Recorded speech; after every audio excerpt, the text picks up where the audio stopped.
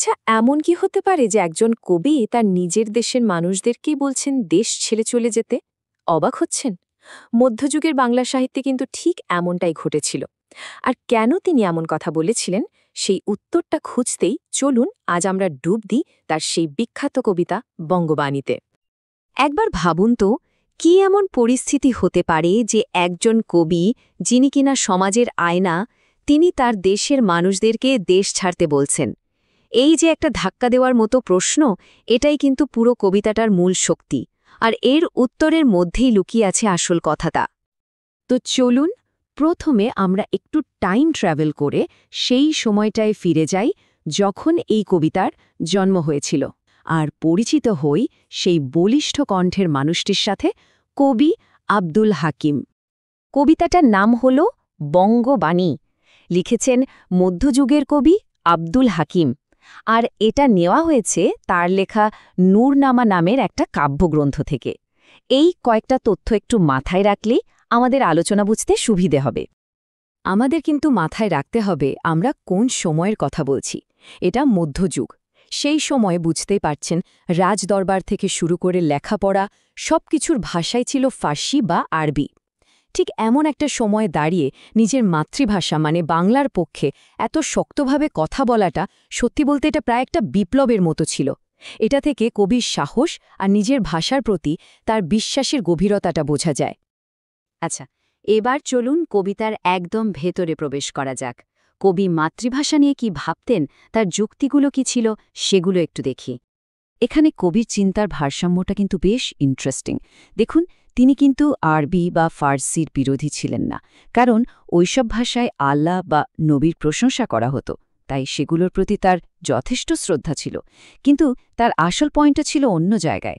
তিনি বলছিলেন, সাধারণ মানুষের কাছে যদি পৌঁছাতে হয়, তাদের যদি কিছু বোঝাতে হয়, তাহলে তাদের নিজেদের ভাষা মানে বাংলা ভাষা ছাড়া আর কোনো উপায়ই নেই। আর তার যুক্তিটা ছিল একদম সহজ সরল, কিন্তু ভীষণ শক্তিশালী। আরে বাবা, ভাষার কাজটা কি?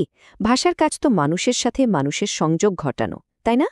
এখন যে ভাষাটা মানুষ বুঝতেই পারছে না, সেই ভাষায় জ্ঞান দেওয়া বা মনের ভাব প্রকাশ করার তো কোনো মানেই হয় না। আর ঠিক এ কারণেই তিনি নিজের মাতৃভাষাতেই বই লেখার সিদ্ধান্ত নিয়েছিলেন। শুধু তাই না, তার বিশ্বাস ছিল আরও গভীর। তিনি মনে করতেন, সৃষ্টিকর্তা তো কোনো একটা ভাষার মধ্যে আটকে নেই, তিনি সব ভাষাই বোঝেন। তাই যে যার নিজের ভাষায় সৃষ্টিকর্তাকে ডাকতেই পারে, আর সৃষ্টিকর্তা ঠিকই তার মনের কথা বুঝতে পারবেন। এই যে একটা উদার চিন্তা, এটাই কিন্তু জীবনের সবখানে মাতৃভাষা ব্যবহার করার একটা বড়সড় জোয়াজ দিয়ে দেয়। এতক্ষণ তো আমরা কবির শান্ত যুক্তিশীল দিকটা দেখলাম, কিন্তু এবার এবার কবিতাটা একটা নাটকীয় মোড় নেয়। এবার আমরা যুক্তির জগৎ থেকে বেরিয়ে কবির তীব্র আবেগ আর রাগের জগতে ঢুকব। তবে হ্যাঁ, এই রাগটা কিন্তু সবার ওপরে ছিল না। কবির ক্ষোভ ছিল নির্দিষ্ট একটা দলের মানুষের ওপর। কাদের ওপর? তাদের ওপর যারা এই বাংলাতেই জন্মেছে, এই বাংলার আলো হাওয়ায় বড় হয়েছে, কিন্তু নিজের বাংলা ভাষার প্রতি তাদের কোনো টান নেই, কোনো ভালোবাসা নেই। আর তাদের জন্য কবির ভাষাও ছিল সাংঘাতিক কঠোর।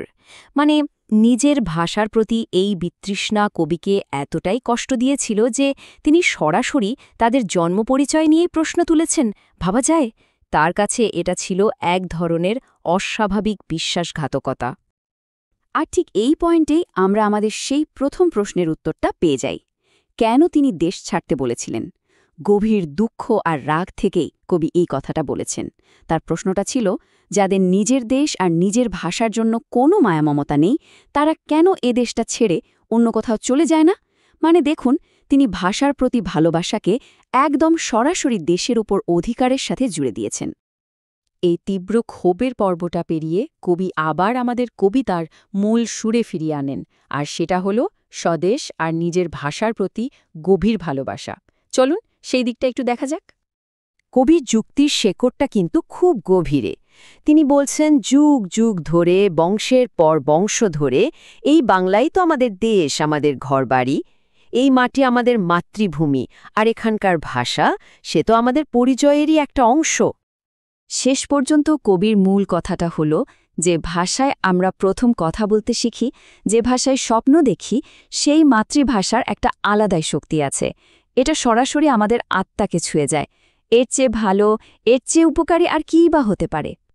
তাহলে সব মিলিয়ে বঙ্গবাণী থেকে আমরা কি পেলাম? পেলাম মাতৃভাষার জন্য নিখাদ ভালোবাসা, পেলাম একটা উদার অসাম্প্রদায়িক দৃষ্টিভঙ্গি, পেলাম নিজের দেশের প্রতি গভীর টান, আর বুঝলাম ভাষার কি অবিশ্বাস্য ক্ষমতা আছে মানুষের মনকে স্পর্শ করার। আর ঠিক এ কারণেই এতগুলো বছর পেরিয়ে এসেও এই কবিতাটা আজও আমাদের কাছে এত জীবন্ত, এত প্রাসঙ্গিক। শেষ করার আগে বঙ্গবাণী আমাদের একটা বড় প্রশ্নের সামনে দাঁড় করিয়ে দেয়। এটা তো আসলে শুধু একটা কবিতা নয়, তাই না? এটা আমাদের সাংস্কৃতিক পরিচয়ের একটা স্তম্ভ। আর এটাই আমাদের ভাবতে বাধ্য করে যে কিভাবে কয়েকশো বছর আগে লেখা মাত্র কয়েকটা লাইন একটা গোটা জাতির ভাষা চেতনার প্রতীক হয়ে ওঠে।